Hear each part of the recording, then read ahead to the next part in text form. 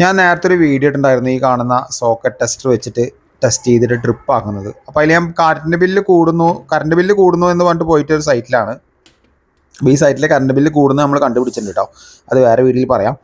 അപ്പോൾ ഈ കാണുന്നതാണ്ടോ ഒരു 3 ഇൻഡിക്കേറ്റർ കത്തുന്നുണ്ടെങ്കിൽ ഇവിടെ കറക്റ്റാണ്. ഇവിടെ യാതൊരു കംപ്ലൈൻറ്റും കാര്യങ്ങളൊന്നുമില്ല. എർത്ത്, ന്യൂട്രൽ, ഫേസ് സോക്കറ്റിൽ കറക്റ്റായിട്ട് വന്നിട്ടുണ്ട്.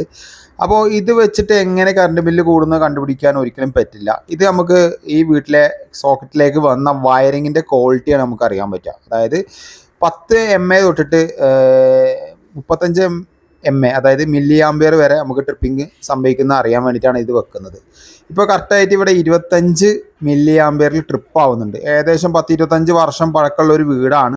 അപ്പോൾ നമ്മൾ അതിലേക്ക് ഒരു ലീക്കേജ് കൊടുക്കുകയാണ്. അപ്പോൾ ഈ ലീക്കേജ് കൊടുക്കുമ്പോൾ 35 മില്ലി ആംപിയർ വരെയൊക്കെ ആ ലീക്കേജ് പോകുമ്പോൾ അവിടെ ട്രിപ്പ് ആവുന്നുണ്ട്. കുഴപ്പമില്ലാത്ത രീതിയിലുള്ള വയറിംഗ് ആണ് ഉള്ളത്. അപ്പോൾ എന്തായാലും ഇതിൻ്റെ നെക്സ്റ്റ് പാർട്ട് അടുത്ത വീഡിയോയിൽ കാണിക്കാം.